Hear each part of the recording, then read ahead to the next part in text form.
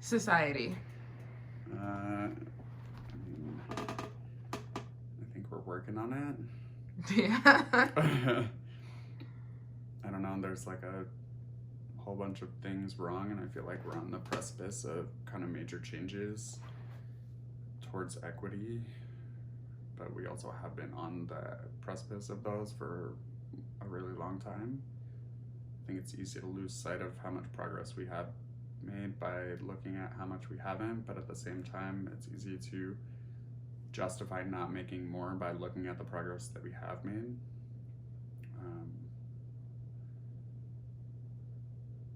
There's like so much wrong with our system and the history of it and the way that people relate to each other. I think because of the ways that they don't relate to themselves,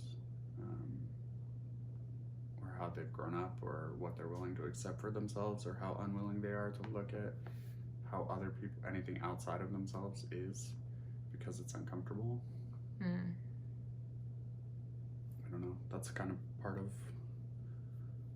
I think, why I'm going into, and at least one of the things in nursing school is like the one I go to is kind of majorly noting how historically unjust our medical system is, and how we need to be the catalyst to change said system. And I like that there's so much focus on that. It hasn't been the case, I think, in a lot of my other formal education, to kind of openly talk about systemic injustice and systemic racism and poor health outcomes for LGBTQIA people and queer people of all kinds, and gender inequity, and to actually make note of that and tie it to health outcomes and talk about the need to be different is really refreshing.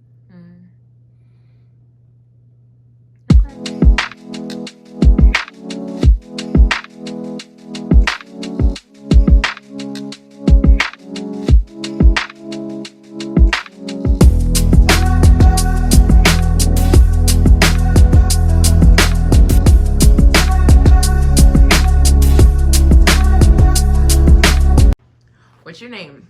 Devin. And how old are you? 31. So all of the power goes out, but the cell phone screens, TV screens, computer screens stay on. And it's like PSA, public service announcement, and then it's your face. So like everyone in the world can see you. What are you gonna do? What are you gonna say for that like 2 minutes that you have the world's ear?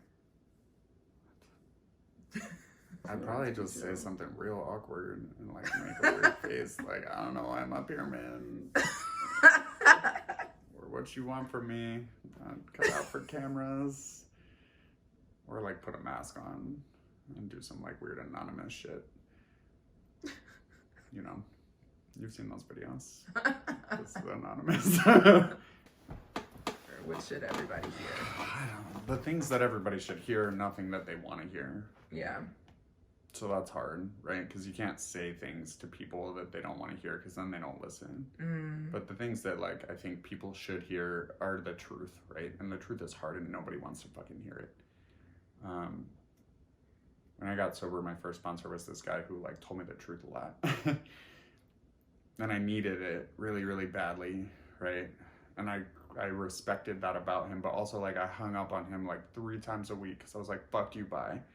Right? I didn't want to hear it. Nobody wants to hear the truth. So like I could say something sappy and encouraging, but like that's not what people need, in my opinion. They probably on some kind of deepest level need love and hope and some kind of catering to like all the trauma that we've inflicted upon each other. But in reality, like people need to wake the fuck up, and like we need to do things differently, and we need to treat each other better. And like I don't know how to deliver that in a way that isn't abrasive. So I don't know if I'm really the proper messenger to to have the screen for 2 minutes, because it's like I don't know how to be nice about, like, we've gone way past the time frame that it matters to be changing, and we're not changing, and we're like deconstructing all the things that were positive, systemically speaking, towards like us progressing to get better, at least on like climate change and the way that we treated each other. So the things that I would want to say, like, people are probably not going to be wouldn't be super receptive to, because I'm not good at like regulating my tone. Thank you for doing that. Yeah. That was beautiful. Thanks.